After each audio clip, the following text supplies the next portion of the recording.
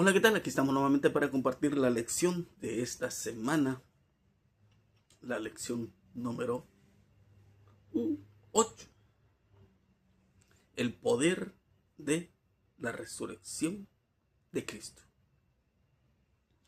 Muchos de nosotros hacemos planes, ¿sí? Probablemente que ahora mismo tú estás haciendo planes corto, mediano o largo plazo. Pero, ¿has hecho planes con respecto a la muerte? ¿Estás preparado todos los gastos? ¿Qué piensas de la muerte? Muchos piensan o hemos llegado a pensar que cuando alguien muere va al cielo. Otros que dependiendo de la situación o la condición en la que hayan vivido, su alma sigue vagando por ahí. Pero más sin embargo, cuando vamos a la Biblia nos damos cuenta que Dios hizo una estrategia, un plan, por si acaso el hombre fallara, por si acaso el hombre pecara, lo redime y es más allá. Le hace una promesa que hará una transformación en el ser humano. Y aún la promesa más grande es la resurrección. Sí, muchos podemos pensar que la promesa más grande es de que Dios haya dado a su Hijo unigénito. San Juan 3:16. Sí, y es importante. Pero si Cristo no resucita, entonces no tiene cabida a nada. No tiene validez. Así también, ¿sabes que nuestra vida no tiene sentido sin Cristo? Si yo no creo en Él, mi vida no tiene sentido. Y ese es el problema más grande del ser humano. Mas sin embargo, cuando tú crees, sí, cuando tú crees, hay una gran promesa para ti. Vida eterna. La misma vida eterna para Adán y Eva es para ti y para mí. Oramos. Señor, le damos las gracias porque nos ha cuidado y bendecido y que al estudiar nuestra lección usted nos pueda dar sabiduría, Señor, para poder entender el mensaje que usted tiene para nosotros. Por favor, le suplicamos que usted perdone nuestros pecados y por favor que se quede con nosotros. En el nombre de Jesús. Amén. Nuestro versículo para memorizar esta semana lo encontramos ahí en 1 Corintios capítulo 15, versículo 14 y 17. Y si Cristo no resucitó, nuestra predicación es vana y la fe de ustedes también es vana. Y si Cristo no resucitó, la fe de ustedes es vana y aún están en sus pecados. Es fascinante considerar que incluso en su época Pablo tuviera que lidiar con quienes negaban la resurrección de los muertos. La gente de entonces veía lo que la muerte le hacía al cuerpo humano. Sabían cómo el cadáver terminaba convirtiéndose en polvo. También sabían que las personas que habían muerto estaban mucho tiempo en esa condición, en la mayoría de los casos más tiempo que el que había vivido. La resurrección de los muertos no les parecía más plausible entonces que la mayoría de las personas actualmente. Este habría sido uno de los temas que Pablo estaba abordando. Porque es cierto, ¿no? Que aún ahora hay muchas personas que no creen en la resurrección. ¿No tenemos nada? Sí, porque tú eres libre de pensar. Cuando, cuando tú eres libre de pensar, tú puedes decidir y pensar y hacer lo que tú quieras. Sí, puedes hacer. En el tiempo de Pablo estaba eso muy complicado. ¿Sabes por qué? Porque la iglesia de Corinto casi era como Grecia. Todas esas ideas, la mitología, todo lo que conllevaba estaba sumido ahí. Y tú sabes que ellos no creían en eso. Mas, sin embargo, también había un punto muy importante porque habían personas que al estudiar sobre esto se daban cuenta de que realmente cuando alguien muere, va a la tumba y ahí se hace polvo. Quizás no lo has mirado, pero cuando tú lo veas puedes darte cuenta. Cierto, cierto día fuimos a abrir un sepulcro porque había fallecido la persona, ¿no? Y al estar cavando, se encontró ahí, sí, que solamente estaba lo que es del cráneo, la bolita esa del cráneo, pero adentro ya no tenía nada, solo era como una bolita nada más. Y los otros que estaban ahí empezaron a jugar. Ahí te va, ahí te va. Y, y en ese momento yo no pensé nada, ¿no? Solamente me dio un poco de miedo porque decían que los muertos te jalaban los pies y todo eso. Entonces yo tenía un poco de miedo, a pesar de que ellos estaban jugando. Pero al estudiar la Biblia me di cuenta de que ya no estaba nada de los dedos, nada de los pies, nada de los huesos del cuerpo, solamente estaba lo del cráneo.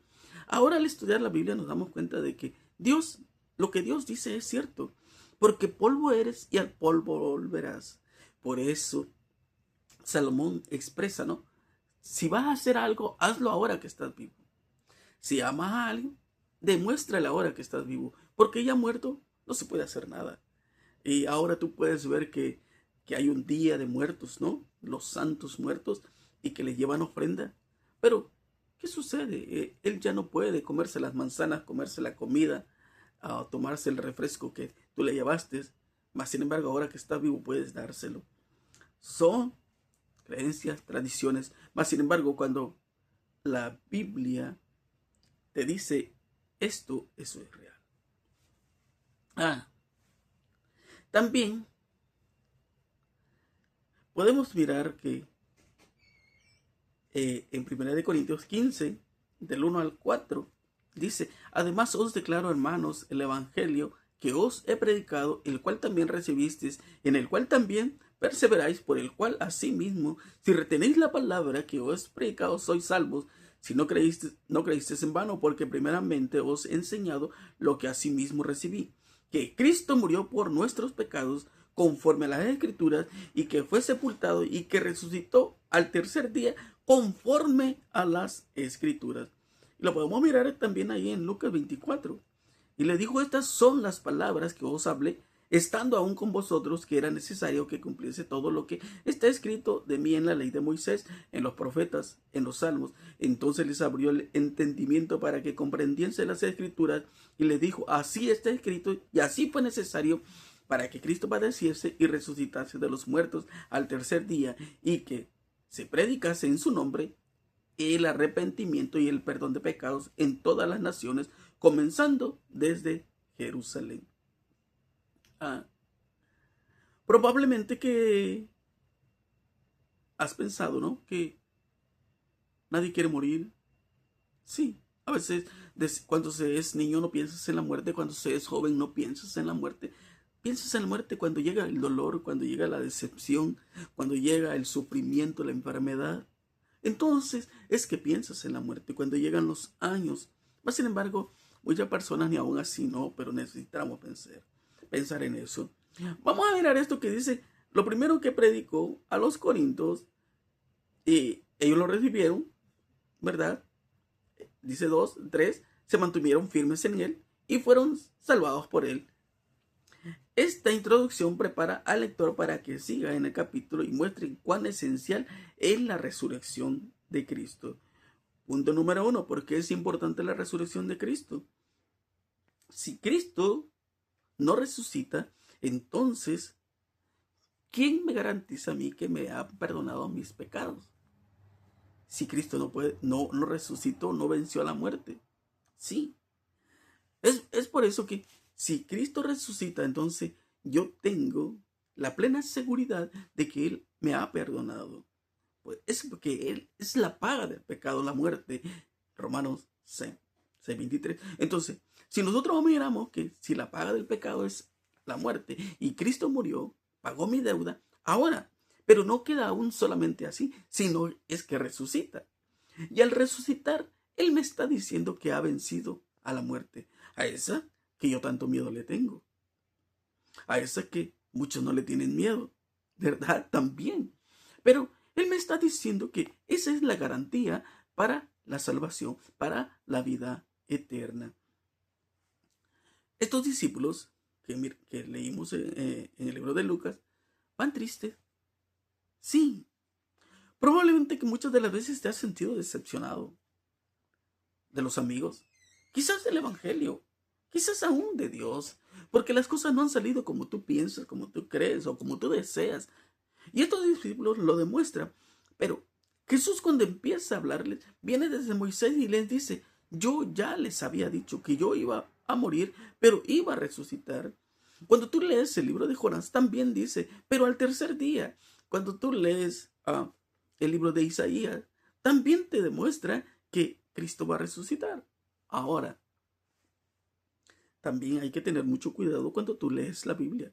Si tú no la entiendes, ya hay problemas. Si yo no la entiendo, ya estoy en problema. Porque yo puedo leer, pero no entender. Y yo puedo pensar lo que a mí se me da la gana y hablar lo que se me dé la gana. Ahora, ¿por qué es que tenemos que tener cuidado? Ah, es como en el bautismo, ¿no? En el bautismo, eso es lo que representa el bautismo, que cuando te sumerges y sale una nueva criatura, salió una nueva persona. ¿Por qué? Cristo te ha aceptado. Y ya no eres la persona que eras antes, sino que eres una nueva criatura. Entonces, podemos mirar que Cristo, antes de que ascendiera al cielo, Cristo dio a sus discípulos la comisión, les dijo que debían ser los ejecutores del testimonio por el cual Él legaba al mundo los tesoros de la vida eterna. Que toda persona tenía que conocer a Cristo. Ese es el deseo. Esa es una de las razones más importantes por el cual se predica el Evangelio, para que tú puedas conocer. Ahora también eres libre de escuchar o no escuchar, creer o no creer. Pero podemos mirar que al final de cuentas, tú vas a saber quién tenía la razón. Exactamente, porque cuando Cristo muere y resucita, los ángeles en el cielo se dieron cuenta de quién tenía la razón. ¿Y quién tenía la razón? Cristo. Porque el enemigo solamente había dicho: no, no pasa nada. Adán y Eva le había dicho: no, no van a morir. Ustedes son eternos. ¿Quién es eterno en esta vida? ¿Quién es eterno? Solamente Dios.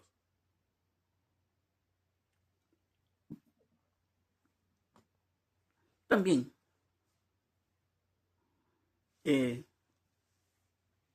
Pablo explica cuán grave y terrible son las consecuencias de negar la resurrección, ya que sin ella los creyentes no tienen esperanza en el presente, mucho menos en el futuro.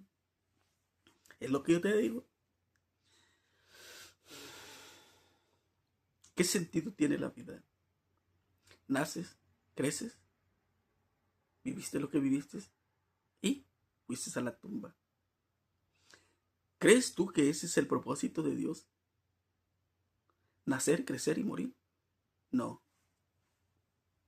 Cuando Dios crió al ser humano, a Adán y a Eva, los crió para que vivieran eternamente. Sí. Él no les dijo: yo quiero que ustedes mueran, sino que ustedes vivan. Y cada uno tiene que tomar su decisión de lo que desea. ¿Deseas vivir? ¿Deseas sufrir? Es como lo miramos la semana pasada, ¿no? Cuando hablamos del amor. Cuando tú estás dispuesto a sufrir por amor, ¿verdad? Tú eres el que toma las decisiones. Puedes abandonar el barco y subirte a otro, pero eso ya lleva la garantía de que seguirás sufriendo, sufriendo y sufriendo. Porque cuando vienen los problemas tú sales huyendo. Entonces, es lo mismo aquí. ¿Qué sentido o de qué serviría que predicáramos el Evangelio si Cristo no resucitó? Si yo no creo, ¿de qué sirve? Y sabes, lo más irónico que tú puedas escuchar, cuando tú escuchas hablar de el rapto secreto. ¿Has escuchado hablar de eso? Sí. Ahora dime tú, ¿qué sentido tendría la venida de Cristo? Él dijo que fue a preparar un lugar. Él dijo que volvería por su pueblo y que lo llevaría. Pero, ¿no crees tú que el ser humano quiere ir siempre adelante porque se cree más sabio que Dios? Sí, eso es lo que pensamos. Yo lo sé todo, yo lo puedo todo. Yo no necesito de Dios. Eso es lo que dicen los que hicieron esta teoría del rapto secreto. ¿Cómo es que tú vas a ir así nada más al cielo y no vas a morir? ¿Sabes quiénes fueron así? Solo no. Él lo llevó porque era un hombre recto. Pero ahora Él tiene una promesa y sí, cuando Cristo venga, probablemente que muchos estarán vivos y Él los va a llevar, pero a vista de todos, no en secreto. En secreto, solo aquel que tiene miedo. Sí, es una teoría del diablo, ¿no? Porque todo en lo secreto, Él no se muestra cara a cara como es. Se esconde. No es real. No se muestra como realmente es, porque si no, a mí me diese miedo. Él se muestra como una criatura indefensa, perfecta, y por eso es que tiene la capacidad de engañar a muchas personas. Ese es el pecado. Entonces, a mí nadie me va a garantizar de la salvación por medio del rapto secreto, porque no es real. En la Biblia no lo dice. De hecho, Pablo dice que si no hay resurrección de muertos, Cristo no resucitó ahí en 1 Corintios 15, 13 y 16. Dice que nuestra predicación es vana, que nuestra fe también es vana. Y somos testigos falsos. Seguimos en nuestros pecados. Y también, obviamente, quienes murieron están perdidos y sin esperanza. Sin la resurrección, tanto la predicación como la fe son vanas. Primera de Corintios, lo leemos para que veas en Primera de Corintios 15, 14. Y si Cristo no resucitó, vana es entonces nuestra predicación, vana es también nuestra fe. El versículo 17, y si Cristo no resucitó, vuestra fe es vana, aún estáis en vuestros pecados. Entonces, no habría una ni tantita oportunidad de salvación, porque estaríamos perdidos. Ahora, sea cual fuera el significado específico, es un escenario en lo que no existiera la resurrección, la fe se describe como inútil. Dice el versículo 17, ¿verdad? Los cristianos seríamos falsos testigos y engañan o son engañados. Entonces, nosotros somos mentirosos. Sí, pero más sin embargo, tú puedes mirar la Biblia, estudiar la Biblia, pedirle a Dios que te dé sabiduría. Muchos de nosotros queremos hacer que nos ganamos el cielo por nuestros méritos. Pero no son nuestros méritos, son los méritos de Cristo. Es por eso lo del rapto. Creemos que nosotros merecemos el cielo. Cuando Él dice, no vas a morir, ahora te está diciendo, tú no tienes que pasar por eso. Dios te va a llevar. Hay otros que dicen, bueno, si yo muero, tengo otra oportunidad después de los 1000 años. Tengo otra oportunidad. No hay oportunidad. La Biblia no dice que hay otra oportunidad. Solamente en Cristo puede realizarse y puede centrarse nuestra esperanza de vida eterna. Y sabes que nuestra esperanza es un ancla que está firme y segura.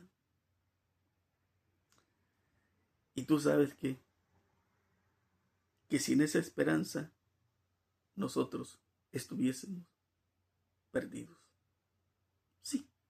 Ahora, ahí en 1 Corintios, versículos 20 y 23, mas ahora Cristo ha resucitado de los muertos, primicia de los que durmieron es hecho, porque por cuanto la muerte entró por un hombre, también por un hombre la resurrección de los muertos, porque así como en Adán todos mueren, también en Cristo todos serán vivificados, pero cada uno en su debido orden. Cristo las primicias, luego los que son de Cristo en su venida. Esto es maravilloso. Sabes que quizás no nos pueda dar tiempo de leerlo todo, pero cuando nosotros miramos ahí en Mateo, cuando Cristo muere, sabes que el cielo tembló la tierra, todo ese estruendo, ese temblor de la tierra se movió tanto. ¿Sabes qué? ¿Sabes por qué es que tembló la tierra? ¿Sabes tú por qué la Biblia dice que muchas tumbas se abrieron? Sí. Pero ¿sabes también que no resucitaron o no salieron de la tumba el día viernes, sino el día domingo? Cuando Cristo sale de la tumba, sí, ese ángel poderoso que quita la piedra y él sale, muchos salieron, 500. ¿Por qué crees tú, o alguna vez has pensado, por qué salieron de la tumba 500? A veces yo me quedo pensando, ¿por qué fueron 500? ¿O para qué fueron 500? ¿Sabes? Los saduceos, los judíos, muchas personas no creían en la resurrección. Sí, no creían en la resurrección, al igual que ahora. Y entonces, ¿qué hace Dios? Mira, esto es lo más hermoso que tú vas a escuchar. Cristo, aunque no tiene ni por qué hacerlo, mas sin embargo Él lo hace. ¿Sabes por qué? Para darte a ti la evidencia. Sí, Él te da la evidencia de quién es Él. Él te da la evidencia de lo que es capaz de hacer Él. Sí, porque muchas de las veces nosotros argumentamos, el mundo argumenta. Y para los que no creen, entonces Él les dio la evidencia de que con Él habían resucitado 500 personas. Y se mostraron a las demás personas. Se mostraron para que ellos pudieran ver quién era Dios y quién es Dios. Sí, eso es lo más maravilloso, lo extraordinario que tú puedes escuchar hoy. Es más, el enemigo tenía miedo y estaba ahí con todos sus ángeles, con todo su poder. Los sacerdotes que no creían en Jesús le dijeron a Pilato, manda más guardia, manda más gente, porque escuchamos decir que Él iba a resucitar y no queremos que lo vayan a robar el cuerpo. No queremos. Entonces, también, sí, ese centurión, él fue testigo ocular y los soldados de lo que ellos vieron. Y ellos dijeron, sí, resucitó. Sí, resucitó. No hubo poder humano que pudiese detener a Cristo en la tumba. Y Él resucitó y se mostró a sus discípulos. Y les dijo, esto es lo que yo les había dicho. Ahora, ¿sabes lo más hermoso que es esto? Es que así como en el Antiguo Testamento, en Éxodo, tú lo puedes leer, Éxodo, Levítico, Números y Deuteronomio, las fiestas de las primicias, ¿sí? Cuando se acercaban las cosechas, ellos llevaban las gavillas, eso era como un regalo, como una ofrenda. Entonces cuando Cristo resucita, lleva a esos 500 al cielo y le dice a su Padre, estas son las primicias. ¡Qué extraordinario! Es maravilloso de que nosotros podamos ver esto, de que tiene sentido la vida, de que tiene sentido seguir a Cristo. Sí, probablemente tú podrás argumentar cualquier cosa.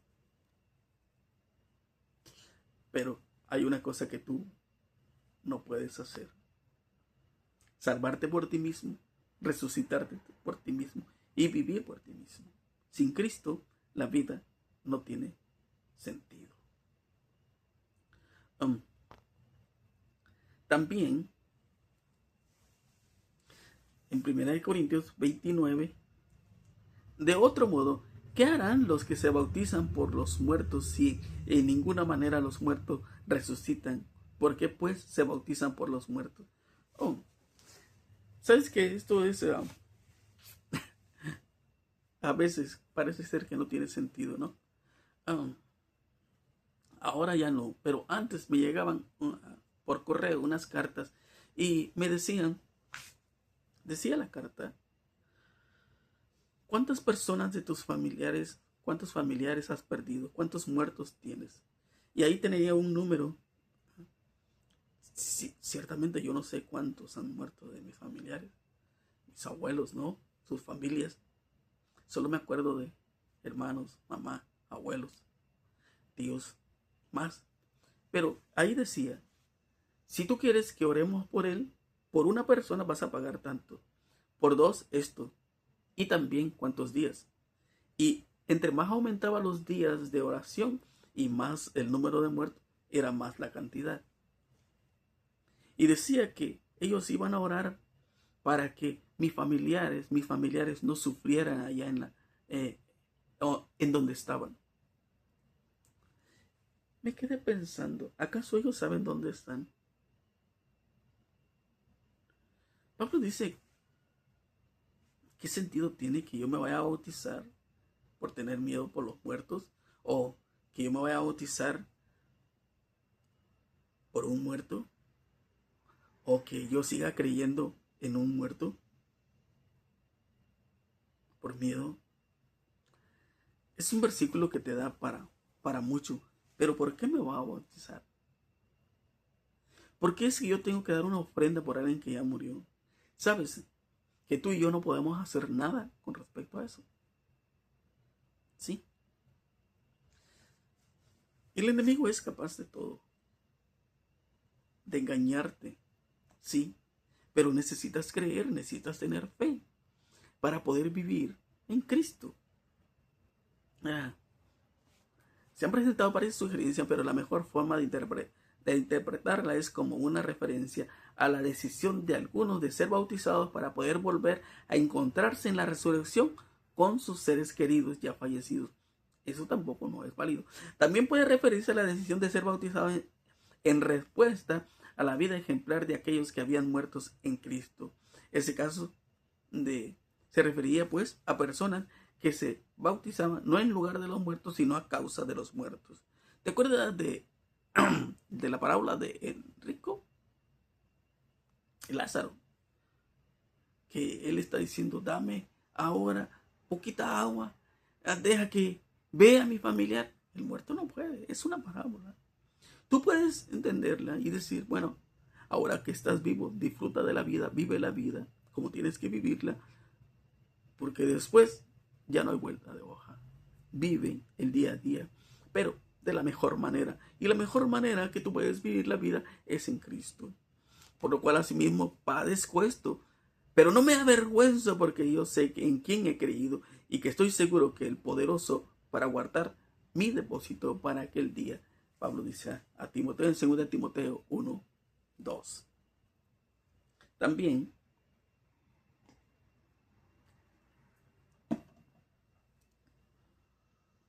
tú miraste, al estudiar el Evangelio te dices cuenta de que Jesús hizo milagros. Resucitó al hijo de la viuda de Naín, ¿verdad? A la hija de Jairo y a Lázaro. Cuando él dice primicia, no fue el primero que resucitó, porque ya habían resucitado. Es más, Moisés ya había salido de la tumba. No fue el primero, pero sí es el único. Sí, porque estas 3 personas que habían resucitado tuvieron que morir. Pero Pablo dice, y aún yo soy testigo cuando él dice, los discípulos son testigos porque han visto a las personas. Es más, miraron a las personas que resucitaron. ¿Sí? a las 500 personas. Dice, somos testigos. Ahora, no lo estoy inventando. Lucas también lo afirma. Dice, sí, yo lo vi. Y cuando tú, para creer, necesitas verlo, ellos dicen, yo lo vi. Nadie me lo contó, yo lo vi. O sea, hasta hoy, tú has visto el poder de Dios manifestado. Has visto cómo Dios ha obrado en tu vida. Y a través del Evangelio te ha mostrado lo que Él puede hacer en tu vida. Pero necesitas creer. Cristo era la primicia de quienes descansaban. Esta misma escena, la resurrección de Cristo de los muertos, había sido observada en tipo por los judíos y en una de sus festividades sagradas conocida como la fiesta de los judíos. En esta ocasión, cuando las primicias se habían reunido, se subía al templo y se ofrecía una ceremonia de acción de gracia. En esta ocasión, la primicia de la cosecha se consagraba exclusivamente al Señor. Ahora, cuando Cristo ascendía, en el momento en que bendecía a sus discípulos, un ejército de ángeles lo arrebató en medio de una nube. Cristo llevó consigo como trofeo una multitud de cautivos. El Señor había de presentar delante del Padre las primicias de aquellos que descansaron para presentarlas a Dios como una garantía de que el vencedor sobre la muerte y el sepulcro. Maravilloso. Cristo resucitó como primicia y ahora Él te da la oportunidad de que tú disfrutes de eso. Y en 1 Corintios 35 al 39,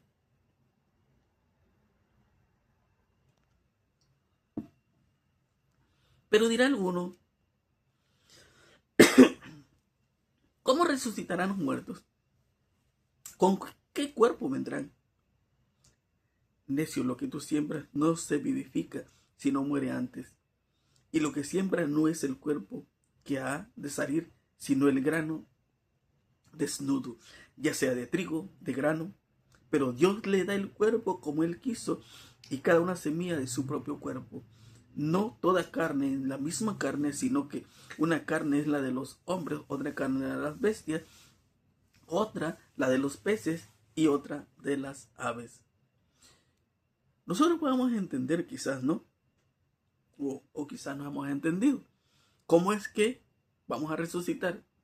O cuando resucite, si yo muero en Cristo, cuando resucite, mis dedos estarán completos.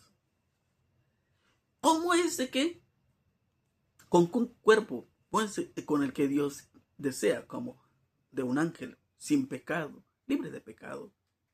Pero ahora, ¿cómo es que si mi familia se salva, cómo es que yo voy a conocer a mi familia o mi familia me va a conocer? ¿Cómo crees tú? Cuando hable.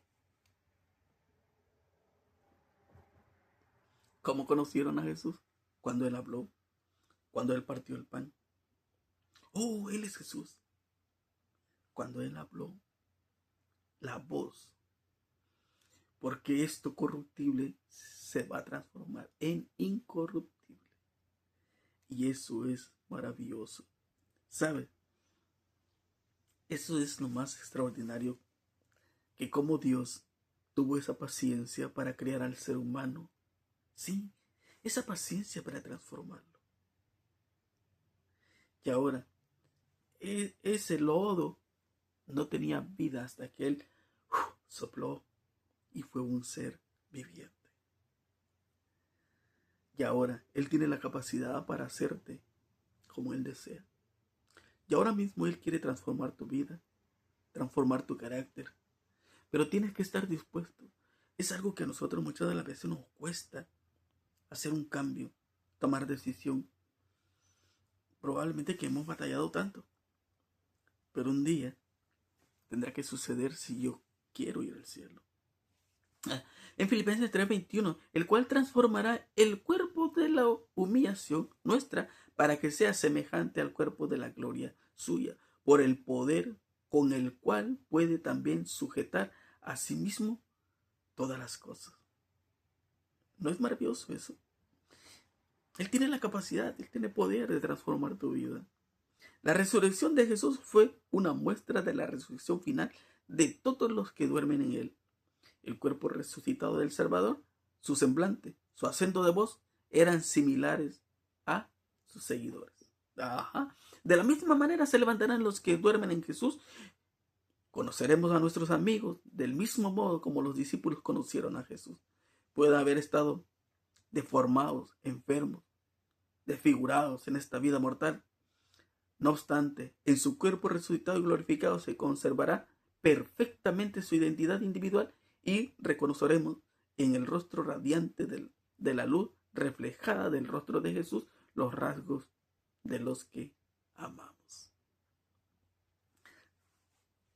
Maravilloso, ¿no? ¿Sabes? En 1 Corintios 15, 54 al 54, 57, perdón. Y cuando esto corruptible se haya vestido de incorrupción y esto mortal que se haya vestido de inmortalidad, entonces se cumplirá la palabra que está escrita. Sorbida es la muerte en victoria. ¿Dónde está, oh muerte, tu aguijón? ¿Dónde, oh sepulcro, tu victoria? Ya que el aguijón de la muerte es el pecado, y el poder del pecado, la ley, más gracias sean dadas a Dios, que nos da la victoria por medio de nuestro Señor Jesucristo. Ahora sí, hoy nosotros podemos llorar. Sinceramente yo no sé si has perdido un ser querido. Has llorado. Has sufrido. Nadie quiere perder a nadie, a un ser querido. A pesar de que han pasado los años, a pesar de que hay tanto sufrimiento, y aún así, en medio del sufrimiento nadie quiere perder a nadie. Mas sin embargo, eso es lo que ha causado el pecado, la muerte. Desafortunadamente. Pero gracias a Cristo, que Él al morir, Él pudo vencer.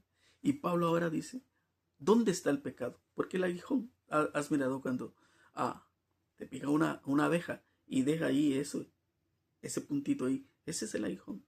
No, ahí tira su veneno. Ahora Pablo dice, ¿dónde está el veneno de la muerte? ¿Dónde está la muerte? La muerte ya no tiene poder. Se acabó. Se acabó. Ahora podemos ver que la vida sí tiene sentido, que sí vale la pena. Porque hay una promesa. Yo he fallado en mis promesas. Probablemente que tú has fallado en tus promesas y no has cumplido. Mas sin embargo, cuando vamos a la Biblia nos damos cuenta de que Dios siempre cumple su promesa. Y Él no falla. Nunca ha fallado. Y seguro estamos que no fallará. Eso es lo más hermoso. Pablo comienza con el último párrafo de Corintios 15 con una afirmación intrigante. La carne y la sangre no pueden heredar el reino de Dios. Muchos lectores de la Biblia utilizan esta declaración para decir que Pablo defiende una existencia inmaterial en el cielo, pero el contexto indica lo contrario. La estructura de Corintios 15:50 sugiere que el binomio carne y sangre es paralelo a la corrupción, del mismo modo que el reino de Dios es paralelo a incorrupción, al igual que en 1 Corintios 15:42 a 49. Así que también Pablo contrasta el cuerpo actual o incluso el cadáver con el cuerpo resucitado, el cual sepultado está marcado para la corrupción y la mortalidad, mientras que el cuerpo resucitado se caracteriza por la incorrupción y la inmortalidad. Sí, para resumir, Pablo utiliza las ideas de corrupción y mortalidad para referirse a nuestra naturaleza pecaminosa. La expresión carne y sangre se refiere a la humanidad caída, por lo que nuestros cuerpos deben ser transformados y purgados de toda imperfección en ocasión del regreso de Cristo. Sí, eso es lo que Él quiere. El propósito sigue siendo el mismo. Esa perfección que había allá en Génesis 2, sí, 1 y 2, todo eso hermoso, todo ese paraíso, toda esa felicidad, quiere que vuelva a existir. Y Él te la promete. Durante todo el tiempo has podido mirar cómo todo se va decayendo poco a poco, poco a poco. pero un día llegará a su final. Y ahora Él te dice, aquí está la victoria. Tú decides. Tú eres el que decides. Nadie puede decidir por ti. Mi hermano, mi amigo, que tú puedas tomar la mejor decisión. Yo no sé cómo estés. Yo no sé por lo que estés pasando. Pero todo este dolor y sufrimiento un día llegará a su final. Que Dios te bendiga. Oramos. Señor, le damos las gracias porque nos ha bendecido. Gracias por esta lección. Gracias por su promesa, Señor. Gracias porque usted murió por cada uno de nosotros y pagó la deuda. Y eso es lo que le da sentido a nuestra vida. Cuídenos, guárdenos y protéjanos. Todo está en sus manos. Ayúdenos a estar cerca de usted todos los días y prepararnos para su regreso. Gracias, Señor, por escucharnos. Todos estos favores se los pedimos en el nombre de Cristo Jesús. Amén. Mi hermano, mi amigo, nos vemos la próxima semana con 2 de Corintios. Empezamos 2 de Corintios. Un ministerio impulsado por el amor. Que Dios te bendiga.